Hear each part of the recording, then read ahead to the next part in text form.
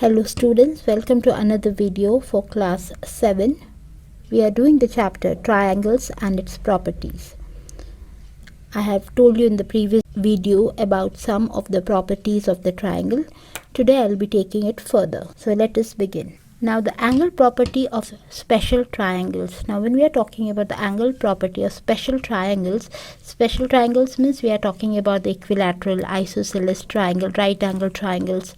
According to the property, in a triangle, the angles opposite equal sides are equal. Also conversely, you can say that in a triangle, the sides opposite equal angles are equal.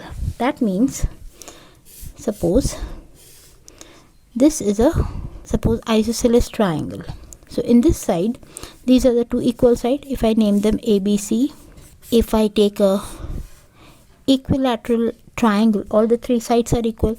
So here in an equilateral triangle, you know that the sum of the triangle is always 180. So if it is having all the sides equal, all the angles also will be equal, and so the value of 180 will be divided by 3, that is each angle will be equal to 60 degree. So remember the property that in a triangle the angles opposite equal sides are equal.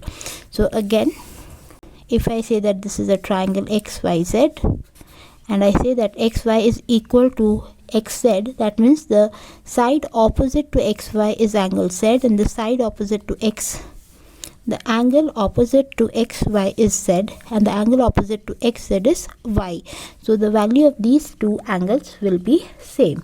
Similarly, if the angles are known to you and you know that any two angles are equal, if these are the two angles which are equal in the triangle PQR, then the side opposite to P is QR and the side opposite to angle Q is PR. So they are same. Using this property, let us solve a question. We have to find the value of x and y in the given question. According to the previous video, you know that exterior and interior angle add up to 180 degree. So if I call this as A, angle A plus 115 degree is equal to 180 degree.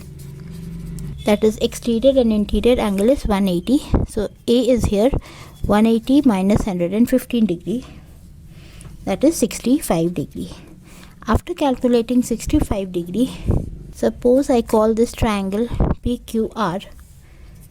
In triangle PQR, angles opposite equal sides are equal. So you can say that angle PRQ is equal to angle QPR, that is equal to 65 degree, which we have calculated from the previous part. This A and X are equal because of this property. So what is the value of y? So we calculate the value of y as y plus 65 equal to 180 degree. That is y is equal to 180 minus 130, that is 50 degree. Thus the answer is the answer is x equal to 65 and y equal to 50 degree. In the given question, if the angles of a triangle are in the ratio 1:2:1, find all the angles of the triangle and also classify the triangle into different ways. So let the angles be x, 2x and x. You know that the sum of the angle is always equal to 180 degree. That is, here we have 4x equal to 180 degree. So x is equal to 45 degrees. So we have two 45 degrees and another is 90 degree. So how to classify? As you can see, this is 90 degree. I can call this triangle a right angle triangle. Also you can see that two sides are equal. As the two sides are equal, we can also call them isosceles triangle. So we have classified the triangle in two different ways. So the next property is the sum of the length of any two sides of a triangle is always greater than the length of the third side. So if I say that the triangle is having 6 centimeter, 3 centimeter and 7 centimeter, and the question says that you have to find out whether these three values can form a triangle or not. So what you can do is add the two sides. It should be always greater than the third side. So let us try. 3 plus 6 greater than 7? Yes. 6 plus 7, is it greater than 3? Yes. 7 plus 3, is it greater than 6? Yes. So as all the length of the two sides is greater than the third side, we can say that the triangle is possible. Also, you can say that the difference between the length of any two sides of a triangle is smaller than the length of the third side. So if there is a difference taken, so suppose I take difference of 7 and 6 in this question, I get 1 which is less than the third side. Similarly, if I take the difference between 7 and 3, that is 4 which is less than 6. Also 6 minus 3 is 3 which is less than 7. So in this way also you can say that the difference between the length of the triangle of any two sides of a triangle is smaller. Difference is smaller, sum is greater. So using this, let us see how to solve a question. So if the length of the two sides of a triangle are 7 centimeter and 10 centimeter, then what is the length of the third side? So obviously we will not get the direct answer, we will get a range of answer. So according to the rule that I told, the difference between the two sides will be 10 minus 7, that is 3 centimeter, and the sum of the sides will be greater than the third side. So here I get 3 and 17. So therefore I can say that the length of the third side will be between 3 and 17, or you can say will be more than 3 and less than 17 centimeter.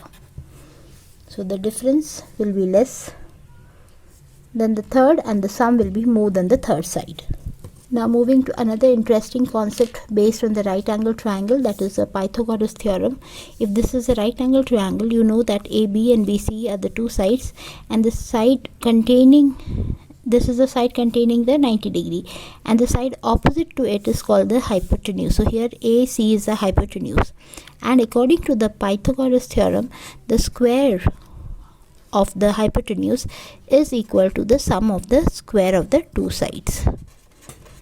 That is, AC square will be equal to AB square plus BC square. So if it is given, suppose you have a triangle and this is 5, this is 12, and you are asked the hypotenuse, this is a 90 degree triangle.